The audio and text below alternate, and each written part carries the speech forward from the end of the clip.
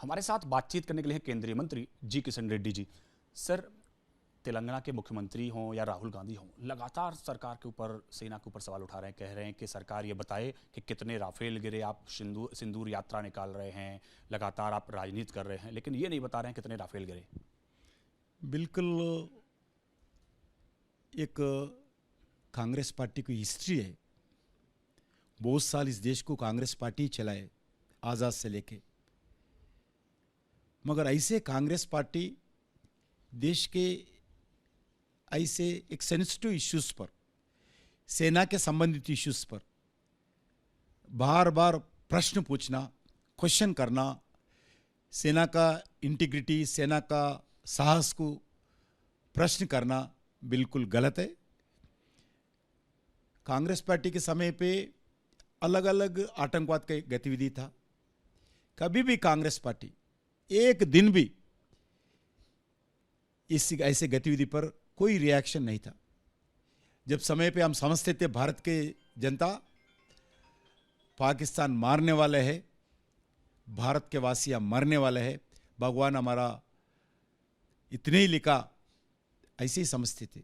मगर आज मोदी जी के समय पर जब सर्जिकल स्ट्राइक के नाम पर पहली बार जो आतंकवाद का गतिविधि हुआ, दूसरे बार एयर स्ट्राइक के नाम पर सेकंड इंसिडेंट पे, तीसरे बार अगर आतंकवाद की गतिविधि हो गई तो ऑपरेशन सिंदूर के नाम पर, कभी आपके समय पे ख्वाब में भी नहीं सोचे ऐसी करना चाहिए। इसीलिए कांग्रेस पार्टी कितना कम बात करे तो उनके लिए भी अच्छा है, देश के लिए भी अच्छा है। आप लोग राजनीति नहीं करना चाहिए सेना का विषय। अभी जो तिरंगा रैली हम कर रहे हैं वो पार्टी का नहीं है, वो सरकार का नहीं है, भारत का जनता है। कोई भी पार्टी उसमें तिरंगा यात्रा में कोई फ्लैग नहीं है, कोई नारा नहीं है। एक ही नारा है, सेना को जिंदाबाद, भारत माता को जिंदाबाद। ऐसी हम नारा करते हुए रैली निकल रहे। राजनीति आप लोग कर रहे, राजनीति बार बार सेना को सवाल कर रहे कितने राफेल गिरा है। मैं देश के मीडिया को धन्यवाद देना चाहता हूँ जो ऑपरेशन सिंदूर का जितने भी इंसिडेंट हुआ, एक एक मिनट का लाइव बताया, एक एक मिनट का वीडियोस पूरा प्राप्त किया है। मैं सेना को भी धन्यवाद देना चाहता हूँ।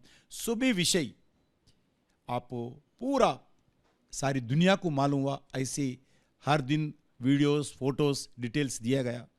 ऐसी समय पर राफेल्स फ्लाइट्स, फाइटर जेट्स अगर गिर गए, वो छुपाने का व्यवस्था है क्या? भारत के ऊपर ऑडिट होता है, भारत के ऊपर सेना है, सेना में लाखों लोग काम करते हैं। मोदी इसको छुपाने के लिए प्रयास करते क्या? ये ऐसे इतना भी समझ में नहीं आता है। ऐसे आज अपोजिशन लीडर देश में है, ये देश का दुर्भाग्य है, यही समझता हूँ मैं। सर, लेकिन कांग्रेस तो ये कह रही है कि कई सारी सर्जिकल स्ट्राइक हमारे समय पे भी हमने की थी, लेकिन हमने कभी तो उसका जिक्र नहीं किया, कभी शोर नहीं मचाया, कभी राजनीति नहीं की।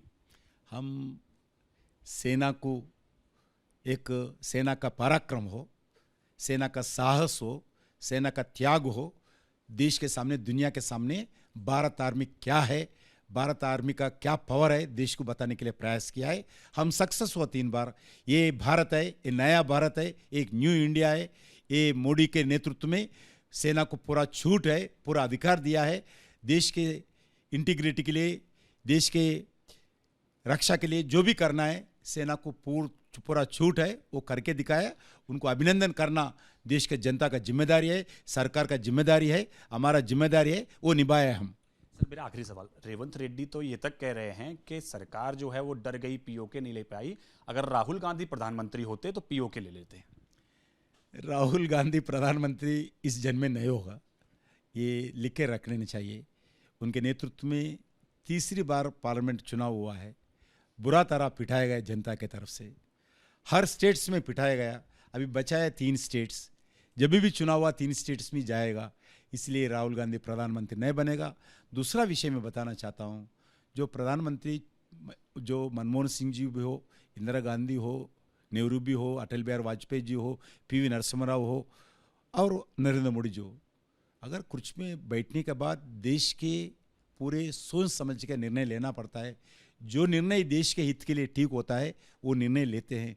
मगर आप भी, जो आप पीओके आपके समय पे दे दिए गए, जो 92,000 पाकिस्तान का आर्मी जो सरेंडर हुआ उसको हैंड ओवर किया वापस। चाइना को अलग अलग जगह लैंड दिया गया आपका नेहरू जी के समय पे। इसीलिए ये राहुल गांधी का जो प्रश्न है रेवंत रेड्डी जी का, उसको जवाब देने का जरूरत नहीं है। वो देश को समझते हैं, देश की सेना को समझते हैं, ना पाकिस्तान को समझते हैं, आतंकवाद को समझते हैं। वो लोग कुछ भी नहीं समझते हैं।